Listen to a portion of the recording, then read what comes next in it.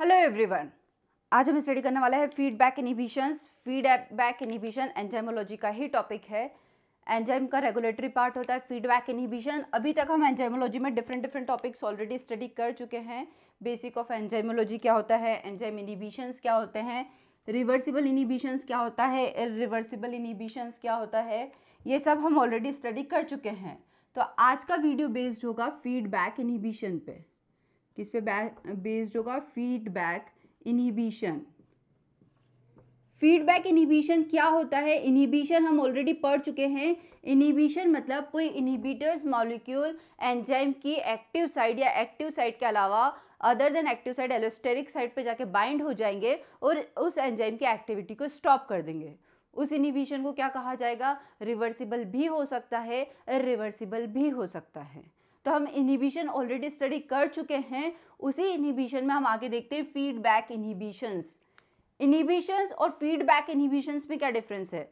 Feedback inhibition ध्यान से समझिएगा, जब मल्टी स्टेप्स रिएक्शंस में जब कोई एंजाइम प्रोडक्ट का फॉर्मेशन कर रहा है, फिर वो प्रोडक्ट दूसरे एंजाइम के लिए एज अ सबस्ट्रेट रिएक्ट कर रहा है और फिर उससे प्रोडक्ट का फॉर्मेशन हो रहा है। ऐसे मल्टीपल स्टेप रिएक्शन में जब प्रोडक्ट का कंसंट्रेशन बहुत ज़्यादा हो जाता है, जब प्रोडक्ट का कंसंट्रेशन बहुत ज़्यादा हो जाएगा तब वही प्रोडक्ट खुद के प्रोडक्शन को इनहिबिट कर देगा, मतलब फीडबैक इनहिबिशन।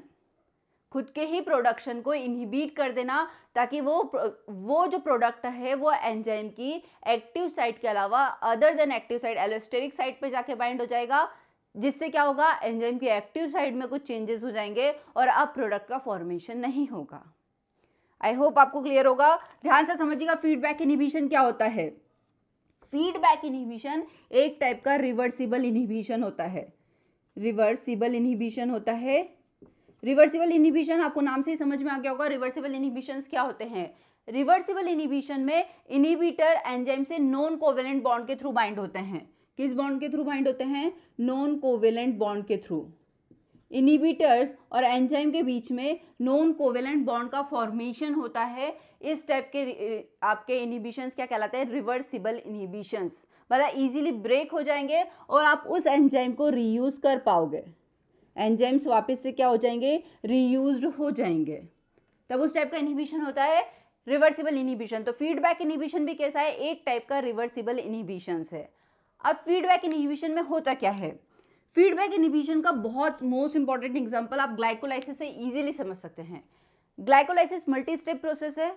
ग्लूकोज से पायरुवेट का फॉर्मेशन होता है। 10 स्टेप्स इन्वॉल्व होती है, अलग अलग एंजाइम्स इन्वॉल्व होते हैं, एटीपी का प्रोडक्शन होता है।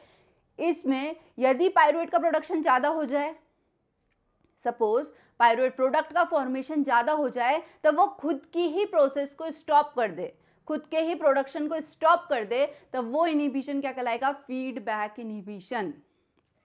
सबसे पहले फीडबैक इनहिबिशन देखा गया था बैक्टीरियल एंजाइम में। बैक्टीरिया में देखा गया था थ्रियोनिल। ध्यान से समझिएगा एग्जांपल, जहां पर भी आपको डाउट हो आप मुझे कमेंट करके पूछ सकते हैं। बैक्टीरियल एंजाइम में देखते हैं हम सबसे पहले बैक्टीरिया के केस में एल थ्रियोनिन। बैक्टीरिया के केस में एल थ्रियोनिन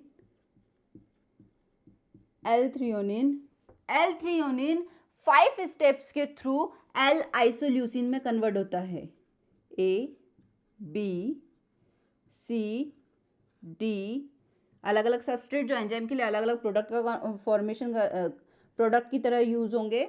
एल आइसोल्यूसिन में कन्वर्ट होता है। एल थ्रियोनिन से L isoleucine first, second, third, fourth, fifth step में वो किस में कन्वर्ट हो जाएगा? एल आइसोल्यूसिन में। इसमें अलग अलग enzymes, E1 enzymes, E2 enzymes, E3 enzymes, E4 enzyme और E5 एंजाइम, अलग अलग एंजाइम्स यूज होते हैं। E1 एंजाइम पर आता है थ्रियोनिन डीहाइड्रेटेज। E1 एंजाइम पे क्या आता है? थ्रियोनिन डीहाइड्रेटेज। ध्यान से समझिएगा, जहां पर भी डाउट हो आप मुझसे पूछ सकते हैं।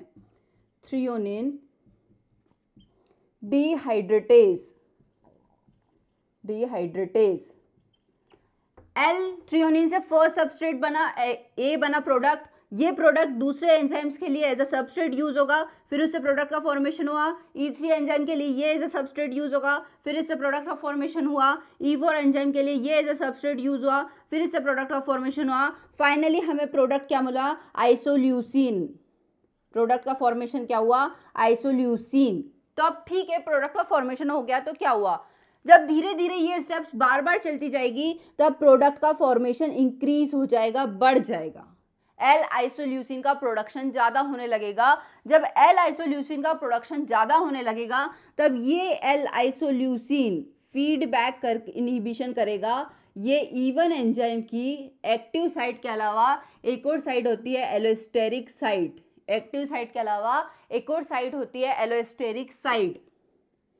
एक तो एक्टिव साइट होती है, ये एक्टिव साइट है हमारे पास, जिसमें जाके कोई भी सबस्ट्रेट बाइंड होगा।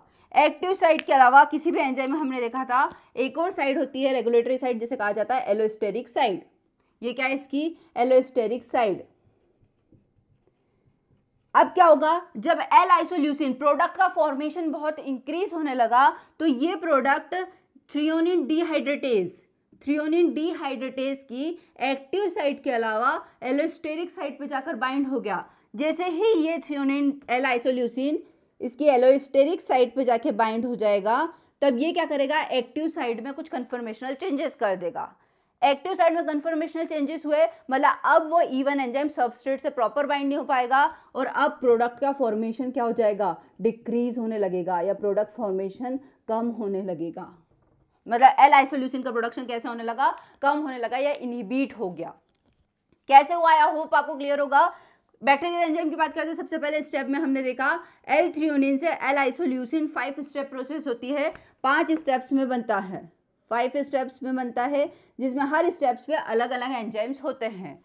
थ्रियोनिन डिहाइड्रेटेज जो एंजाइम होता है, यदि प्रोडक्ट का फॉर्मेशन इंक्रीज हो जाता है, एल आइसोल्यूसिन का प्रोडक्शन ज़्यादा होने लगता है, तो ये प्रोडक्ट किसको ब्लॉक कर देता है? थ्रियोनिन डिहाइड्रेटेज को। कैसे ब्लॉक करता है? उसकी एक्टिव साइट के अलावा एलोस्टेरिक साइट पे जाके बाइंड हो जाता है।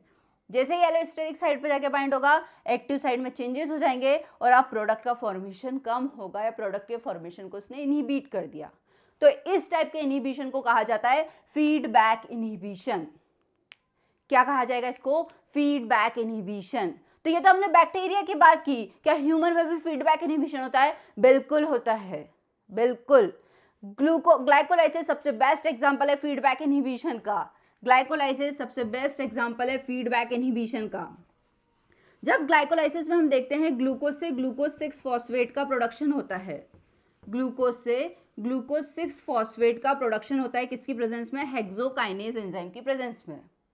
हेक्सोकाइनेज एंजाइम की प्रेजेंस में किसका प्रोडक्शन होता है? ये आपका ग्लूकोज है, ग्लूकोज प्लस एटीपी, जिससे किसका प्रोडक्शन होगा? Glucose 6 phosphate, glucose 6 phosphate plus ADP remove हो जाएगा। इसमें कौन सा एंजाइम यूज होता है? Hexokinase, hexokinase.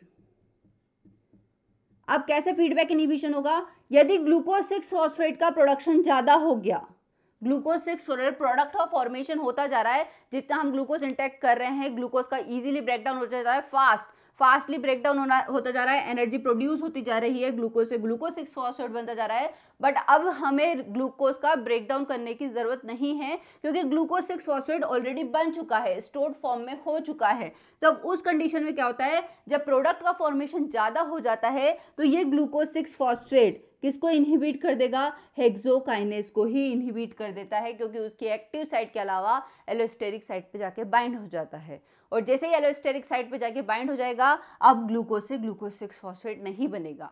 तो ये भी क्या है? एक टाइप का फीडबैक इनहिबिशन। ग्लाइकोलाइसिस में ही एक और फीडबैक इनहिबिशन आपने ध्यान से देखा हो तो ग्लूकोज से मल्टीपल स्टेप्स के थ्रू किसका फॉर्मेशन होता है? पाइरुवेट का। किसका फॉर्मेशन होता है? पाइरुवेट का। ठीक है, अब ग्लूकोज से पाइरुवेट के फॉस्फोइनोल पाइरुवेट, ध्यान से समझिएगा स्टेप्स, बहुत ध्यान से समझिएगा। वापस से एक बार बनाते हैं ग्लूकोज से पाइरुवेट के फॉर्मेशन की, ग्लूकोज से पाइरुवेट के फॉर्मेशन के लिए बनाएंगे ग्लाइकोलाइसिस। फीडबैक इनहिबिशन देख रहे हैं ग्लाइकोलाइसिस के केस में। ये ग्लूकोज है हमारे पास, glucose glucose 6 phosphate, fructose 6 phosphate. पूरा ग्लाइकोलाइसिस नहीं बनाएंगे, जो मेन स्टेप्स है वही देख रहे हैं हम। Glucose 6 phosphate, fructose 6 phosphate, fructose 1,6 bis phosphate. ठीक है, अब मल्टीपल स्टेप्स के थ्रू किस में कन्वर्ट हो जाता है? पायरुएट में, फॉस्फोइनोल पायरुएट। फॉस्फोइनोल पायरुएट किस में कन्वर्ट हो जाएगा? पायरुएट में। ये ग्लाइकोलाइसिस की प्रोसेस है हमारी। ग्लाइकोलाइसिस पे एक इंडिविजुअल वीडियो बना हुआ है, जिनको भी ग्लाइकोलाइसिस की प्रोसेस में डाउट है वो पहले वो वीडियो स्टडी कर ले कि ग्लाइकोलाइसिस में होता क्या है। ग्लाइकोलाइसिस की प्रोसेस में जब ग्लूकोज का ब्रेकडाउन होता है तो लास्ट स्टेप में हमें एटीपी का प्रोडक्शन होता है। बेसिकली किसका फॉर्मेशन होता है? एटीपी। अब कैसे फीडबैक इनहिबिशन होगा? यदि एनर्जी ज्यादा प्रोड्यूस हो गई है, एटीपी का प्रोडक्शन बहुत हो गया है, तब किसको फीडबैक इनहिबिशन करेगा? फ्रुक्टोज से फ्रुक्टोज 6 फॉस्फेट बनने में एक एंजाइम यूज होता है, फॉस्फोफ्रुक्टोकाइनेज। फॉस्फोफ्रुक्टोकाइनेज जो क्या करता है? फ्रुक्टोज 6 फॉस्फेट को फ्रुक्टोज 1,6 बिस फॉस्फेट में कन्वर्ट कर देता है।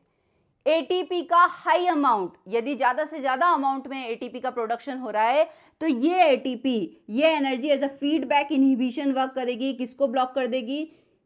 फॉस्फोफ्रुक्टोकाइनेज की एक्टिव साइट पे जाके बाइंड होगी। एक्टिव साइट के अलावा एलोस्टेरिक साइट पे जाके बाइंड होगी, और उस एलोस्टेरिक साइट पे बाइंड होते से उसकी एक्टिव साइट में कन्फर्मेशनल चेंजेस कर देगी। जैसे ही उसने एक्टिव साइट में कन्फर्मेशनल चेंजेस किए, अब सबस्ट्रेट उससे बाइंड नहीं हो पाएगा फॉस्फोफ्रुक्टोकाइनेज से, और फॉस्फोफ्रुक्टोकाइनेज फ्रुक्टोज 1,6 बिस फॉस्फेट में कन्वर्ट नहीं हो पाएगा। मतलब नीचे की प्रोसेस कैसे हो जाएगी? इनहिबिट हो जाएगी।